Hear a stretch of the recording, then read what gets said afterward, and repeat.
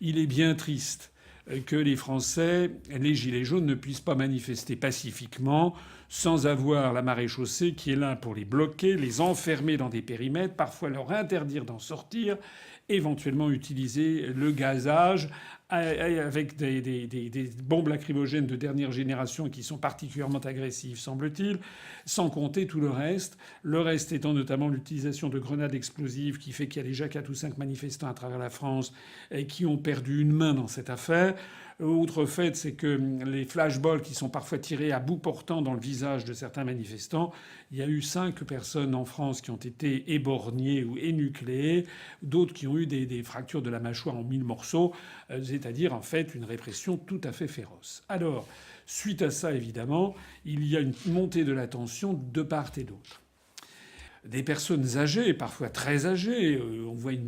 J'ai vu une vidéo où on voit une femme qui doit avoir, je pense, au moins 70 ans, peut-être davantage, qui est traînée par terre par 3 ou 4 policiers. On a une vidéo qui montre un certain nombre de femmes sur lesquelles s'acharnent des policiers à 4 ou 5 et qui les tirent par les cheveux par terre sur le sol, qui les rouent de coups. Ce n'est pas tolérable non plus. C'est qu'il y a eu des instructions de plus en plus fermes venant de Macron, en définitive.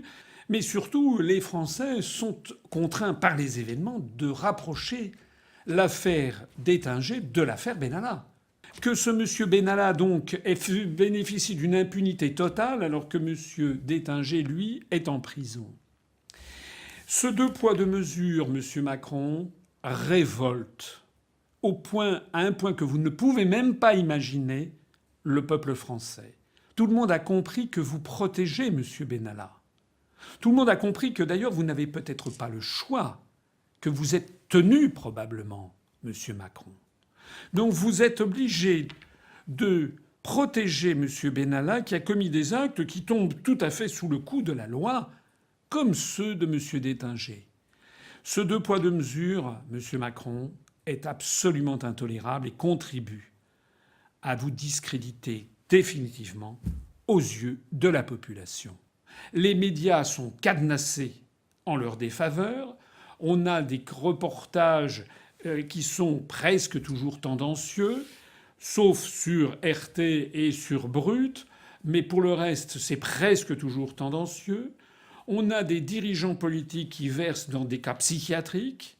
La palme ayant été remportée à l'évidence par l'ancien ministre de l'Éducation nationale, Luc Ferry, qui s'est emporté à la radio en estimant qu'il fallait que désormais nous avions la 4e armée du monde et qu'il fallait qu'elle intervienne pour, je le cite, entre guillemets, en finir avec ces saloperies, les saloperies étant les gilets jaunes.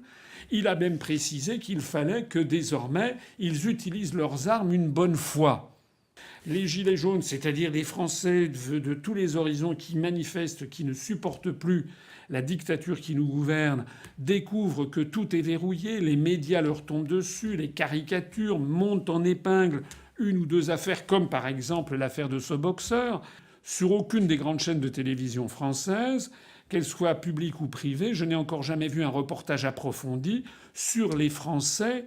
Il y en a des dizaines qui ont été éborgnés, la main arrachée, avec des fractures du crâne. Certains sont handicapés à vie et il y en a plusieurs dizaines. On en recense au moins de ces très graves blessés.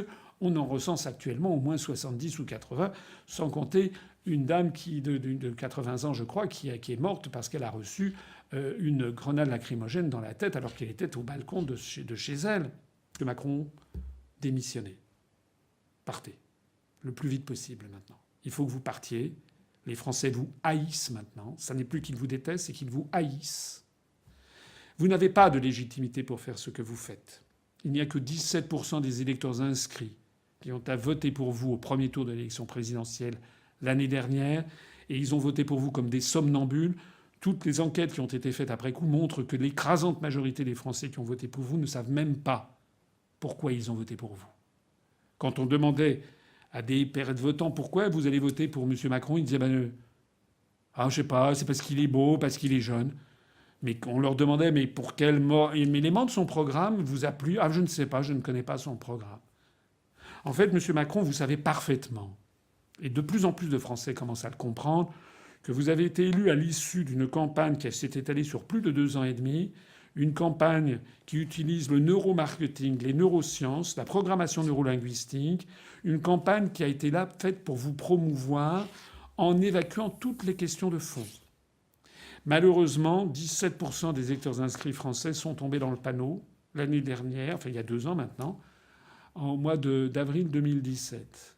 Ça, c'était pour le premier tour. Et dans le deuxième tour, on leur a fait le coup habituel de l'épouvantail de l'extrême droite, avec Mme Le Pen qui, d'ailleurs, s'est parfaitement complue dans ce rôle. Elle l'a fait exprès, elle a sabordé elle-même, elle a montré qu'elle était totalement indigne, elle aussi, de la fonction.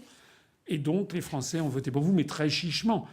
Très chichement, je rappelle qu'il y a eu un pourcentage considérable d'abstention.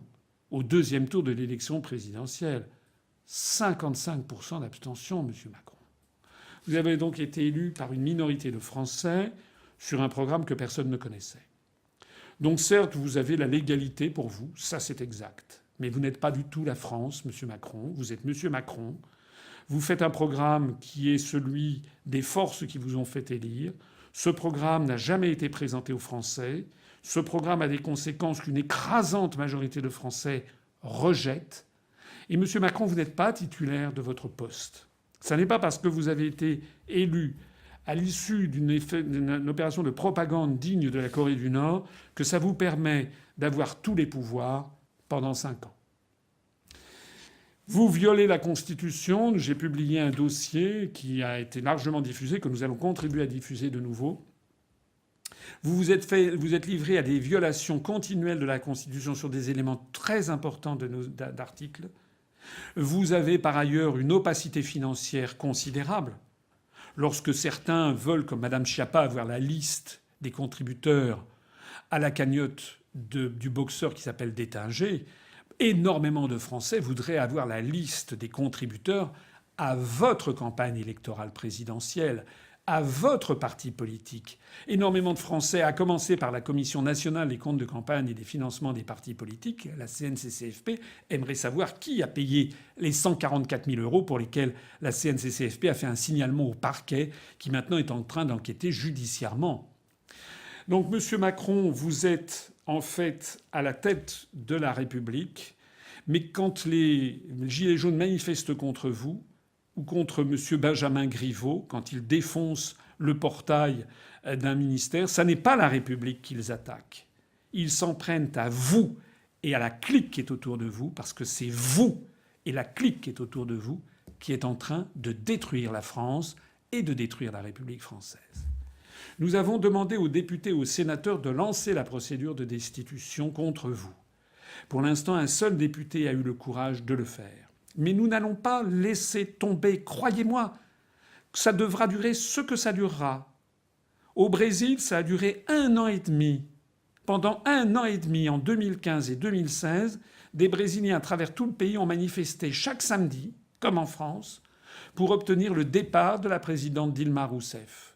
Pendant plusieurs mois, 3 mois, 4 mois, 5 mois, 6 mois, 7 mois, les députés et les sénateurs ont fait la sourde oreille et puis on était arrivé à une telle situation de blocage que les députés et les sénateurs ont lancé la procédure de destitution en se prévalant du fait que la présidente Dilma Rousseff avait violé la Constitution du Brésil, notamment sur des questions financières.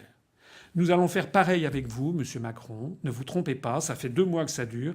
Ça durera 3 mois, 5 mois, 8 mois, 10 mois, 12 mois, 15 mois. Vous finirez par vous en aller, Monsieur Macron. Parce que c'est la seule chose maintenant qui compte. Après, nous aurons une élection présidentielle. Après, nous espérons que les Français ne se laisseront plus enfumer par toute la manipulation médiatique, au premier rang desquels ce scandale absolu que les médias s'arrogent, qui est d'emblée de faire la différence entre ce qui serait les petits candidats et les grands candidats. En 2017, on vous a présenté comme un grand candidat. L'histoire montre que vous êtes un minus. Vous êtes d'une médiocrité affligeante dans tous les domaines. Vous êtes incompétent d'ailleurs en matière géopolitique, incompétent en matière de gestion, incompétent pour diriger un gouvernement. Vous êtes indigne de votre fonction. Vous vous comportez d'une façon qui a révolté les Français. Mais en plus de ça, vous êtes vindicatif et vous avez un comportement criminel, meurtrier et qui relève de l'hôpital psychiatrique. Donc, Monsieur Macron, écoutez ce que les Français vous disent, comprenez-le. La seule chose que vous puissiez faire maintenant, c'est de vous en aller. Et si vous ne vous en allez pas, nous poursuivrons quant à nous notre demande de procédure de destitution. Vive la République et vive la France.